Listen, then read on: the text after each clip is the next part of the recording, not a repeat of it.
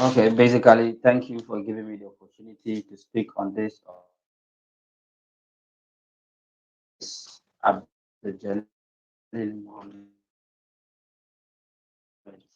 from Ghana, co-founder of if we look at mental health as a whole, generally almost 27% society, just because of sometimes I don't blame most of us that come from the northern part of the country because of our economical setting and then where we find ourselves. And then if you look at it too, statistically, in the five northern regions or maybe in the upper east where I come from, we have not less than 1,000 plus mental challenge persons. And then mostly I made a research and then went through summing up, doing my own research in my own way. I realized that the health sector is not paying more attention to persons living with mental challenges. And then if you look at it, we don't have experts that go into mental challenge management. When you talk about mental challenge management, if you go to our medical centers or our health facilities, there is no allocation or that see to this, see to the plight of these people. And then if you look at it too in the five northern regions, we don't have any rehabilitation center that you can pinpoint or you can see that oh, persons living with mental challenge, these are the people that take care of them, or these are the places that one can go to visit get get attention or to get the service of a mental health aspect. We don't have them. We are lacking them. If you look at the efficiency, we almost have a whole lot of people running into medicine and into other areas of medicine that like a lot don't venture into it. So for me, this is a great opportunity that has been given to me to speak on issues of mental health. And then if you look at it too, mental health has been one of the great challenge that Africa as a whole is facing. And if given the necessary attention, we'll be able to change more lives and then we'll be able to give a facelift to these people that are living in society. If you look at it, there is no any rehabilitation center. And then most often too, we do record cases of car knocking down mental challenge persons that are being found on the street. And most of them too, you found them at food vendors, food food vendors begging for food to eat. And then most of them too, if you look at their cases, for the past 4 years that I've been working, I found out that in a better home, I think it will be good. And then I'm also once again appealing. And if you look at where we find ourselves economically, things are hard in the northern region of Ghana, where I found myself, and is a bit far from the north to the south. And then if you look at it, most of the people that find themselves around are mainly farmers. And then we only have one season that we farm.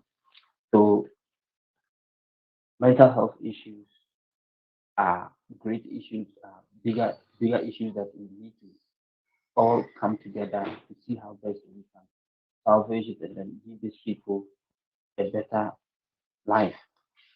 And if you look at it, there are agents, there are youth among them that are facing mental challenge issues in Africa or where I find myself.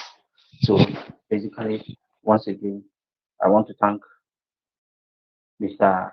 Samyak for giving me this platform to air my views out and to also tell the world what I have to say basically on mental health. Thank you very much. And thank you for giving me the opportunity once again. And then if you look at it, currently my organization is seeing not less than 300 mental challenge people that we go out to reach. We reach out to them every week, and then there are some that are being cited in the central zone where I find myself currently. As I said in my earlier presentation, I feed and clothe like 50 to 48 people on a daily basis. And then it's very challenging to, I do it alone.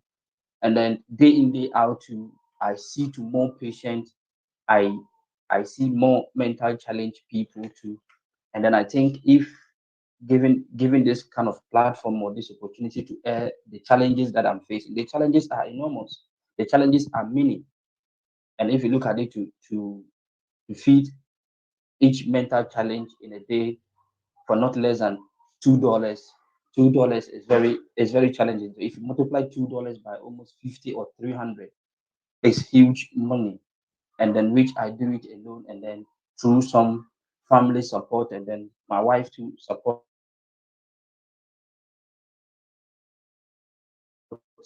sometimes to cook for these people, to go and then feed them out as well. So basically the challenges are many. So if I might say the challenges are many, and if I'm given the opportunity for a sister NGO to come in to support us, it will be better. I can't mention all the challenges I'm facing here, but unless if I get an opportunity for a donor or an NGO that can come in, that is where we can spread out these challenges we're facing. Actually, we are facing challenges of feeding, facing challenges of clothing, medical support, and then PPEs in general. We are basically, I need gloves, and I need food, food like rice, beans, oil, and a whole lot, and then maybe the logistics too. Currently, I'm using a motorbike to go around to feed these people, and then sometimes too, it's very it's very hard, and the load is always mainly on me. Like I carry food in large quantity on the motorbike, and then with my crash helmet. So maybe if an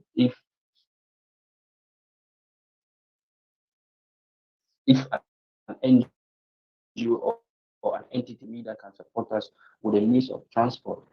Transport, we need transport, we need food, so that at least in the next future we can look at putting up a plan put together, and then it will have a general OPD that serves the general public, and then the mental health come and collaborate with us, being it mental health consultant, mental health professionals, anyone that find himself or herself at the area of managing mental health. Our doors are open. Our doors are open, and then before I leave, maybe I'll be giving the phone number out, and then that people can reach me out on WhatsApp, and then my email address as well. People can mail me so that we can start interacting. Or if you want to talk to me like this, my doors are open. My doors are open. We need more collaborative effort to see how best we can put smiles on the faces of these people, being it students from the mental health sector, anyone, being it religious leaders, being it a business person, being it anyone can come, anyone can come to collaborate with us here. Our doors are open to anyone that will want to come and support us to grow. The brain that connects with the heart is a brain that communicates with the heart to be able to function. So basically, if I hold I hold one side and you also hold the other side, we'll be able to manage mental health. So basically,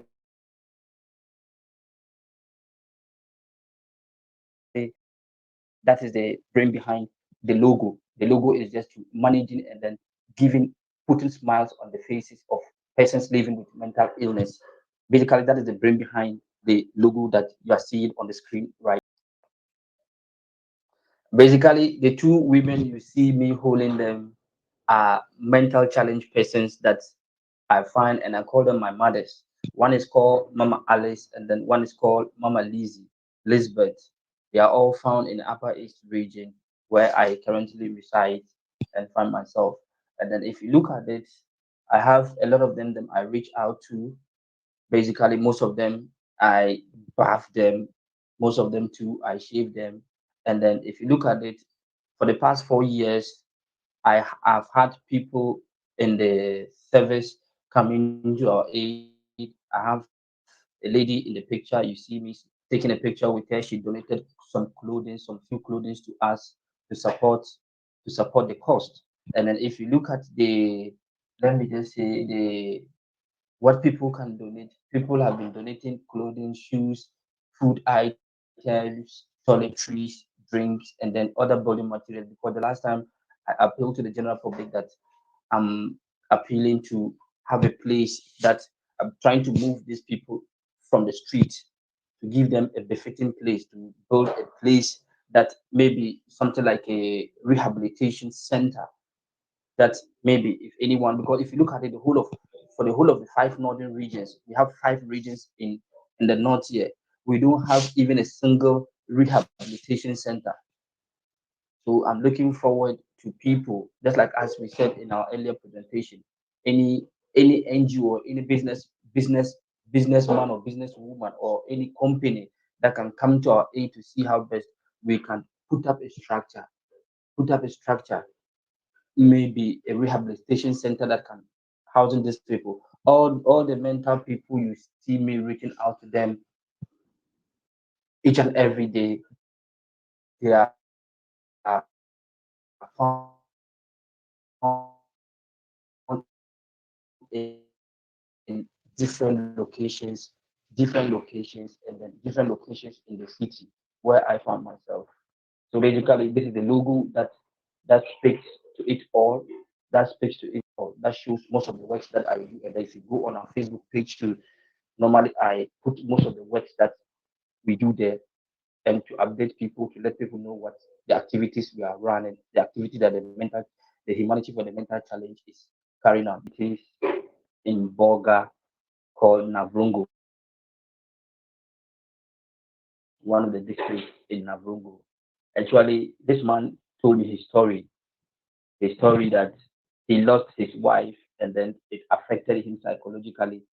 And ever since he lost his wife, things have been difficult for him.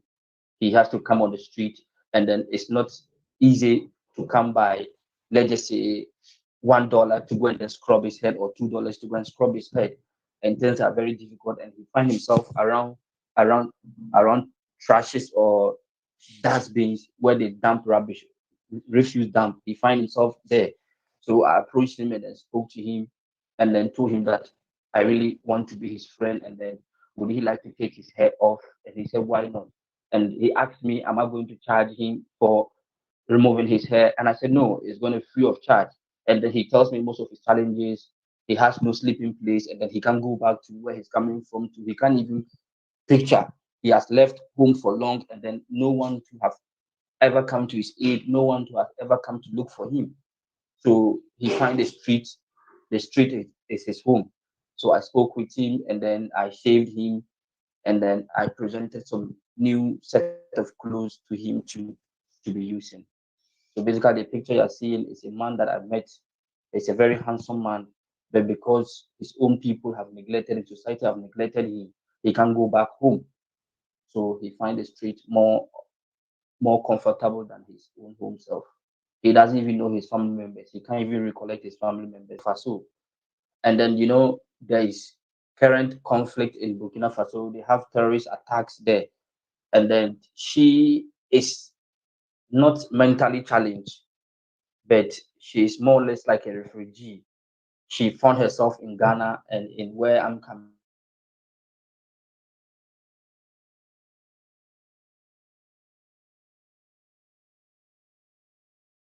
And then a woman gave me a phone call telling me that there's one woman that mental challenge. So what you see me presenting to her is a cloth because it was more or less like winter.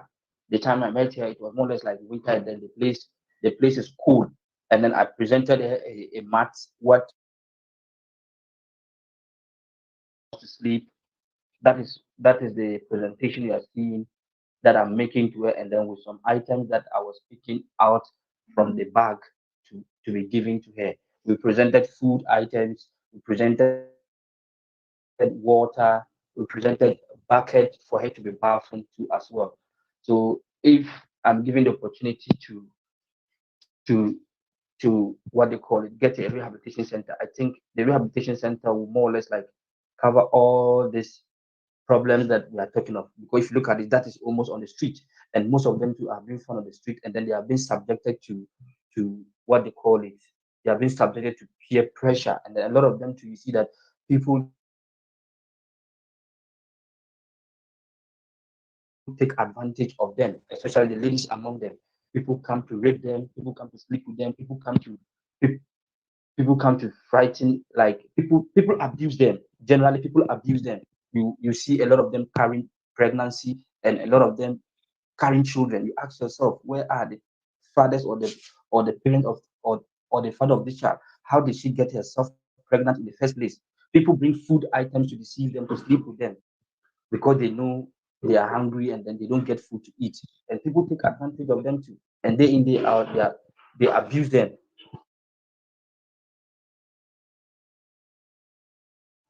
They abuse them, and then no one is coming to their aid. No one listening to themselves, because if they talk, if sometimes they meet you and they're telling you something, you don't pay attention to it. You think that, oh, because they are generally mental challenged persons, you don't take whatever they tell you serious. Because this woman, if they say she tells me where she's sleeping, normally men come to her to throw advances at her. Men come to her to try to make love to her, and she always resists them. Whenever I come there, she tells me that she's scared. The street is not good. Can I take her to my house? And I tell her that you can't stay in my house. If my house were to be big, I would have taken all the mental challenge persons to my house. In this case, my house cannot accommodate all of them. My house cannot accommodate all of them. So I'm just appealing, using your platform, to appeal to anyone that is listening to us, that if they can come to our aid to get that at least, even if it is a place that we can rent for now to be managing. Thank you once again for giving the opportunity. And then if you look at it, government come in, government goes. I've never seen, I've never seen or heard any government policy that tackles tackles the issue of mental health. I think the government, even the government rehabilitation center that we have, that was built by our first president, which is located in Accra, has like it has been closed down. The government is not supporting the mental health, what they call it, bill, because there's currently a bill in parliament that need to be passed to see how best they can take care of this menace. But if you ask me, there's no support. Both the government is not supporting the initiative. The government is not even supporting it at all. There's no support coming from the government. The government doesn't care about these people. Our people don't care about these people too as well. No one cares about them unless individually or NGOs that come to the aid of these people. If you look at it, we have mental health directors across the country. But if you go to their offices, they tell you that they are under-resourced. They are under-resourced, and then they can't work. They don't get the necessary resource to go out to give outreach. They don't get the necessary resource. They don't even get the necessary vaccination or the medicine. They don't even have it in stock. So basically, the government is not doing well in that area, in the area of mental health. Thank you. My conclusion is that we all need to rise up to see how best we can make the society or the world a peaceful place and a good place to live. And these people too have equal rights.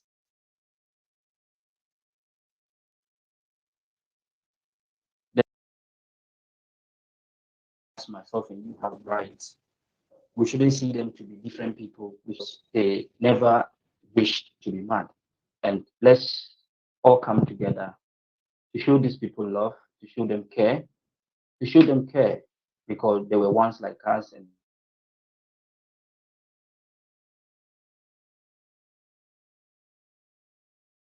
they found themselves on the streets doesn't mean that we shouldn't we shouldn't show them love. So they didn't go to bargain for the sickness or the illness. So let's try and show them love. And lastly, but not the least, we are up to this task together. And then our doors are open for collaboration and partnership. with whoever would like to partner with us. Our doors are open, and then we'll put up our contact information on the screen for whoever wants to contact us. Should better do so. Our doors are open. Thank you very much for giving me this opportunity. And once again, I really appreciate the opportunity that you your platform have given to me. And we look forward for greater and mightier projects ahead of this session. Thank you.